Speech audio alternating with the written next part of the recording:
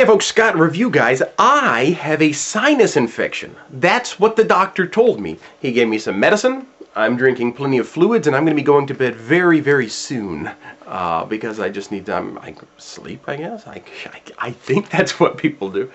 But I wanted to make a few quick thoughts about Raw. I don't know how long this is going to run. We'll just see. It might be a quick one. Philadelphia. I have to say I was liking the Philadelphia audience immediately when the show began. First of all, the next NXT, and if I cough a lot, I really apologize. I would edit them out, but I'm just too lazy. So you're going to have to endure my coughing if I happen to have to cough. The next NXT Season 1 guys are now calling themselves Nexus. And Wade Barrett is apparently in front of some board of people talking about something or other, explaining his actions or something. Well, why did I... It's okay. It's all right. It's all right. No blood. No. Sheamus comes out, is booed heavily. Thank you, Philadelphia. John Cena comes out, is cheered heavily. Thank you, Philadelphia. And that's not a great pro John Cena statement. It's really more that that's just the way it needs to be. You don't need to, Yeah, some people are reactionary. They hate Cena, therefore they boo him, therefore they like the people that he's going up against. And in this case, it's Sheamus, and you don't like Sheamus. Just. So anyway, it turns out that Cena and Sheamus are going to go head-to-head at a Money in the Bank ladder match in a cage match for the championship, and I think that's good. I think I'm okay with that. The Hearts and the Usos. Another attack by the Usos. Tell me something real quick. Have they actually faced off? It could be this sinus infection that I have, but I'm having trouble remembering. Maybe it was at one of the pay-per-views. It seems like they had a match, maybe. And but I really feel like that there's something there. When this finally starts, I think that there's a lot of fun stuff that they could do with that because they're so very similar in makeup, Both of them having the heritage that they have, the gender makeup. I would like to see Natalya and whatever young Ms. Superfly's name is. That might be interesting to see as well. So nothing happened tonight, and I'm having trouble remembering if anything has ever happened. But when it happens, I think we've got something. And both the Hearts and the Usos are real tag teams. And that's what the fans have been crying out for, at least as far as I can tell. A real live tag team, not a thrown-together tag team like Kozlov and Santino. They had a match. If Kozlov lost, he would have to be Santino's partner. And it was fun. This whole thing has been fun. Just silliness throughout. Well, Santino loses. Kozlov picks up Santino, and Santino falls down like a rag doll, and this amuses Kozlov greatly, and he walks away smiling. Funny, Mr. Italy. So anyway, then out comes William Regal, starts beating up Santino. Kozlov comes out, carries off Santino. Everybody's happy. It looks like they're friends, and that's nice. It made me feel warm, warm feeling. It's a sinus infection. Do you know? I don't even know where my sinuses are, but they're infected, and it's bad news.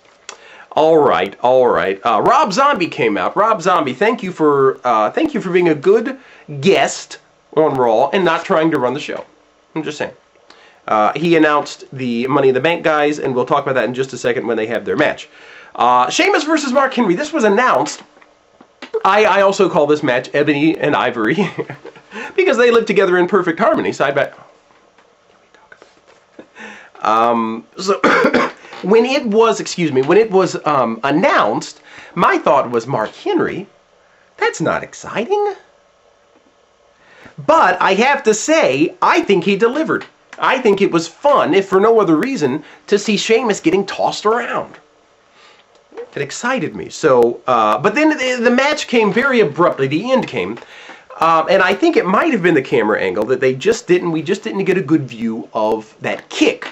But I must say, for a finishing move, if indeed that's not really his finishing move, but for a finisher, That's really stupid. I really hate that little drop kick thing that he does. He looks ridiculous doing it. And maybe that's, excuse me, maybe that's all it takes to ruin it for me, but I just don't like that drop kick. And maybe I just don't like Sheamus. So that's how that went down. So Ricky the Dragon Steamboat comes out. They're going to honor him. Jerry Lawler's in the ring. They call down some guys that are backstage, and it turns out to be Dean Malenko and Mike Rotundo and Michael P.S. Hayes. And I have to say about Michael P.S. Hayes, he is really cool looking. When I am his age, I want to look just like him. I hope that I no longer am in need of a significant other, because I wouldn't be able to attract one if I needed one, but he's very cool looking. And then Arn Anderson, they said it was Arn Anderson. I think it was probably David Ogden Stiers, but you know, either way, it's cool with me. I like both of them.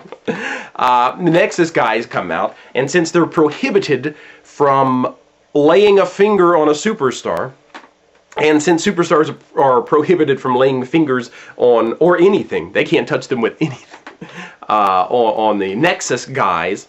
Nexus comes out, they beat up the old guys, and went on a little too long, if in my personal opinion. But what I did like about it is there is this just very, and you know, it's such a giant group.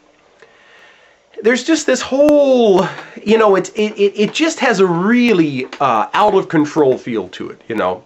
The way they shoot it, the way you have all these guys and they're all just kind of milling around. I mean, it's just has a very unfinished quality to it, which I think adds to the, oh my God, what is happening mentality that we're supposed to get as viewers, and so forth.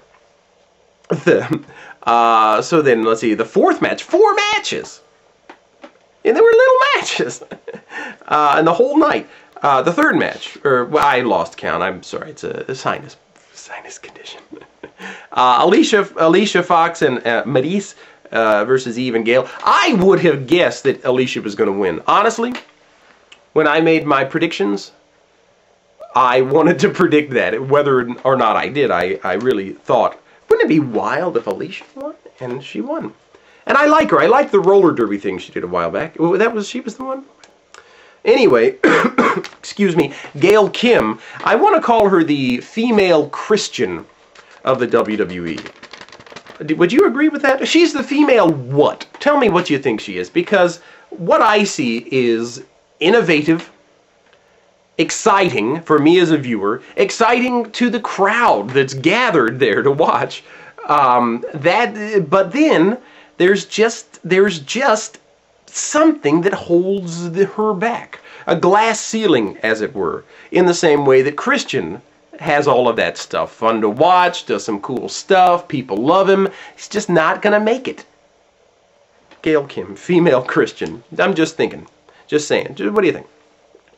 Then finally, the excuse me, super match, or whatever they call, mega match, featuring the Money in the Bank contenders.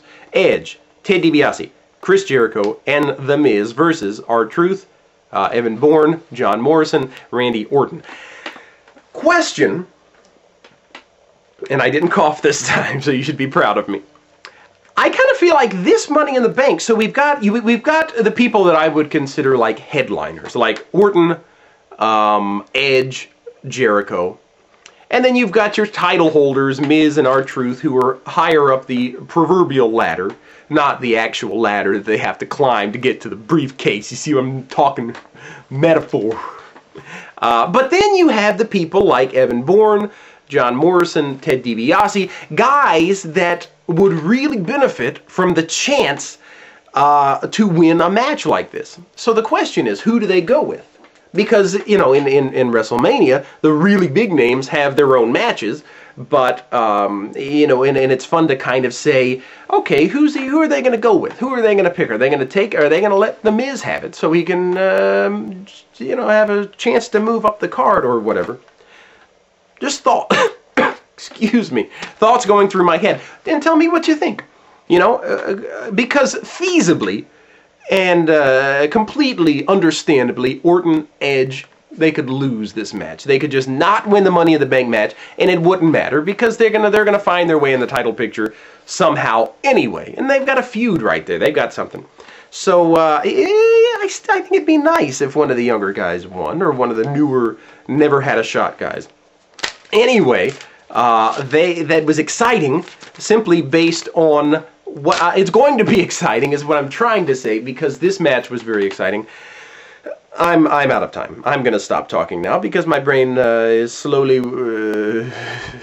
If the world should stop revolving, slowly spinning down to die, I'd spin the end with you. And when the world was through... I forgot how it goes. It's a song by somebody. I've ruined the ending of this. I apologize. We'll see you all very soon. Adios. Oh, NXT, I'm going to vote. I don't know who I'm going to vote for, but I'm going to...